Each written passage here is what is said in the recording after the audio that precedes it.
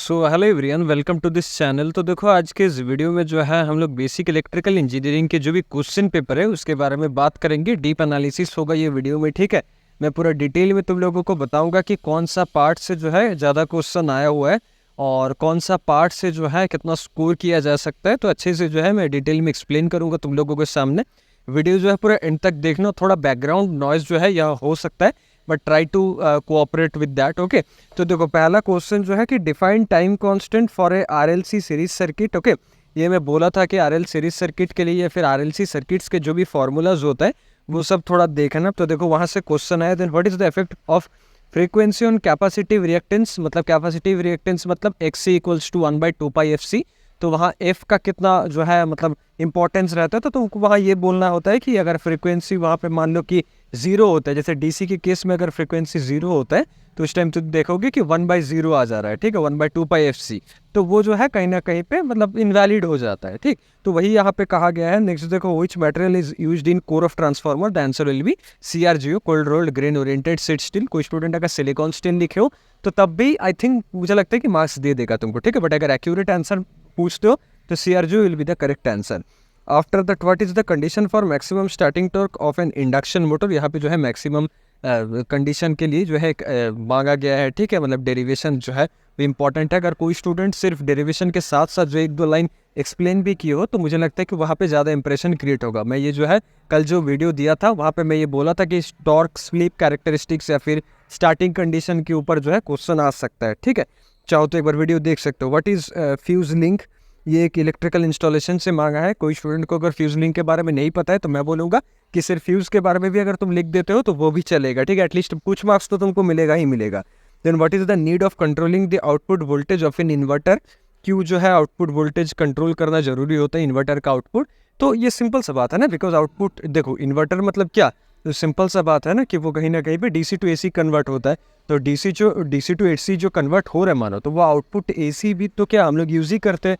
कोई तो एप्लीकेशन है ना आफ्टर ऑल, कि मानो कोई भी ऑपरेटर्स या फिर हाउस होल्ड जितना भी एप्लीकेशंस है तो उसका हर जो डिवाइस है उसका अलग अलग वोल्टेज रेटिंग रहता है।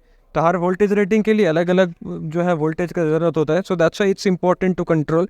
After that, convert 4 ampere source with parallel resistance of 15 ohm into equivalent voltage source. तो V equals to R formula यहाँ लगेगा, तो 15 × 4 मतलब 60 वोल्ट और उसके साथ सीरीज में जो है 15 ओम, ठीक है। ये कॉन्सेप्चुअल क्वेश्चन है, अच्छा क्वेश्चन है। In series circuit analysis V is current taken as referent phasor. अच्छा, तो यहाँ जो है तुम लैगिंग लीडिंग का जो भी डायग्राम है ना वो ड्रॉ कर सकते हो, ठीक है। मार्क्स मिलेगा तुमको, आराम से मिलेगा, ठीक है।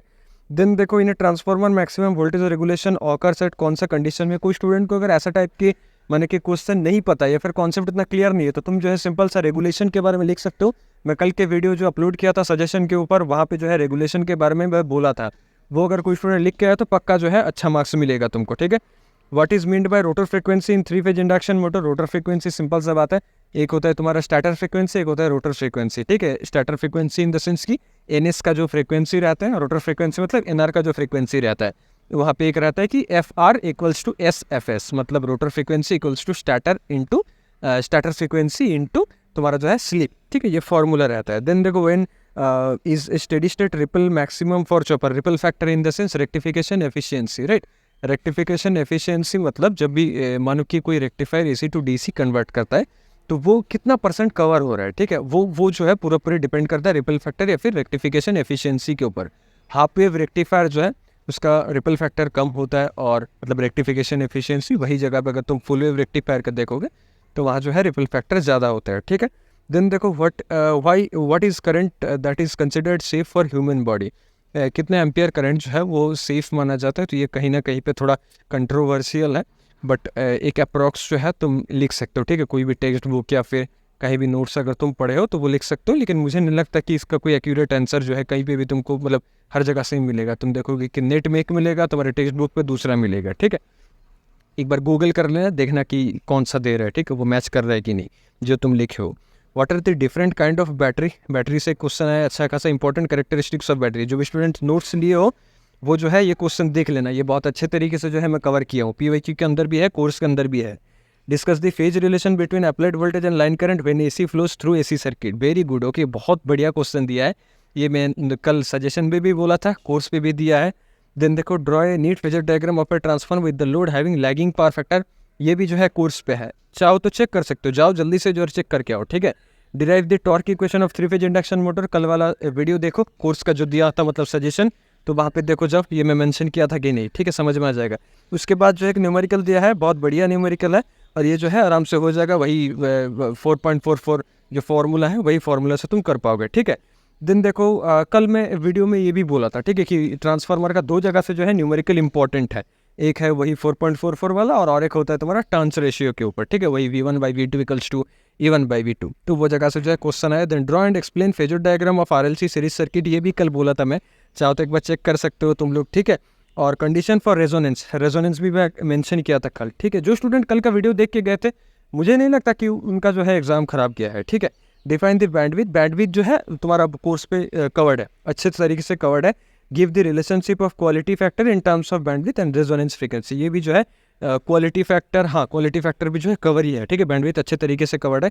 Then why is the series resonance called the voltage resonance, ये थोड़ा ऑड क्वेश्चन है, ये कहीं पे मैं जो है नहीं बोला हूँ, ये मेरे सजेशन के अकॉर्डिंग नहीं है, कुछ थोड़ा कॉन्सेप्चुअल क्वेश्चन है, बट अगर कोई स्टूडेंट ये अटेम्प्ट किए हो तो मैं बोलता हूँ कि रेजोनेंस अगर तुमको पता है तो रेजोनेंस ही तुम बना के लिख सकते हो, और उसी की जो है तुम मतलब लिख सकते हो, ठीक है। रिलेवेंट चीज़ें लिखना ही आफ्टर इंपॉर्टेंट है।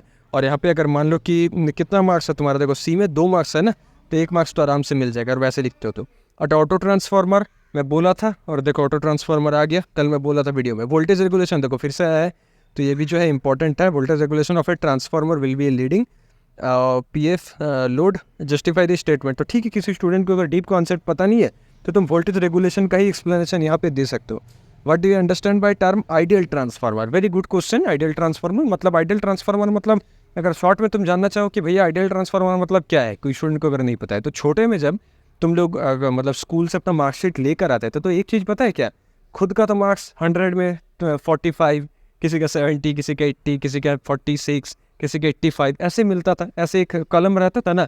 और एकदम एंड के कलम में जो है एक रहता था वहाँ पे कलम, जहाँ पे ये लिखा रहता था कि वो सब्जेक्ट में हाईएस्ट जो है कितना मिला है, शायद देखे होंगे, याद आ रहा है सबको। तो वो जो है वो आइडियल ट्रांसफार्मर का कंडीशन है। वो क्यों दिया हुआ रहता था, ताकि तुम ये मत सोचो कि अच्छा हिस्ट्री में तो टफ क्वेश्चन आया, इसका मतलब 90 मिलना जो है इम्पॉसिबल है। वो अगर तुम मतलब वो सोचते हो तुम, तो वो तुम्हारे डेवलपमेंट के लिए खराब है, तो इसीलिए वो दिया रहता था कि देखो ये जो है कोई स्टूडेंट को 90 मिला है, मतलब it's possible to gain 90 in history, but if you have not gotten it means you have fault.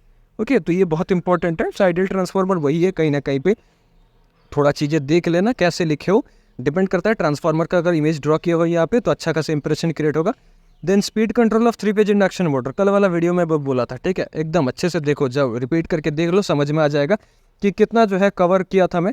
The input power of ए 6 पोल, तो यहाँ पे जो है find the slip rotor copper losses, तो ये थोड़ा ऑड क्वेश्चन है। अगर कोई स्टूडेंट का न्यूमेरिकल जो है क्लियर नहीं है तो ये क्वेश्चन जो तुम स्किप कर सकते हो, क्योंकि ऊपर में तो आंसर एनी 3 बोला है।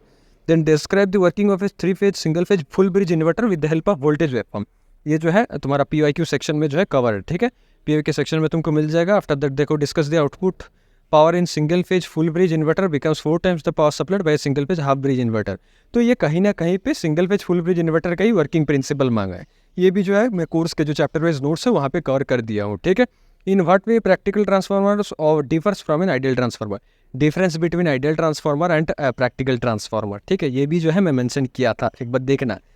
तो देखो मेरे हिसाब से ना इलेक्ट्रिकल का बेस्ट क्वेश्चन है, मैं बोल रहा हूँ एकदम बहुत बढ़िया क्वेश्चन है। देखो डीसी सर्किट से जो है कोई सर्किट का क्वेश्चन ही नहीं आया है, ठीक है, तो मेरे हिसाब से ये एक बेस्ट क्वेश्चन है, ठीक है। मुझे लगता है कि ये बहुत बढ़िया क्वेश्चन फ्रेम किया है जो भी किया है, और इससे जो है तुम आराम से एक अच्छा खासा मार्क्स जो है गेन कर सकते हो। अगर तुम्हारा थोड़ा सा भी थ्योरी क्लियर है, अगर कॉन्सेप्ट नहीं भी क्लियर है ना, फिर भी तुम आराम से जो है मार्क्स गेन कर सकते हो, अगर तुम सही से पढ़ के गए थे according to suggestion, then it would be very much easy for you to get the good marks in basic electrical engineering.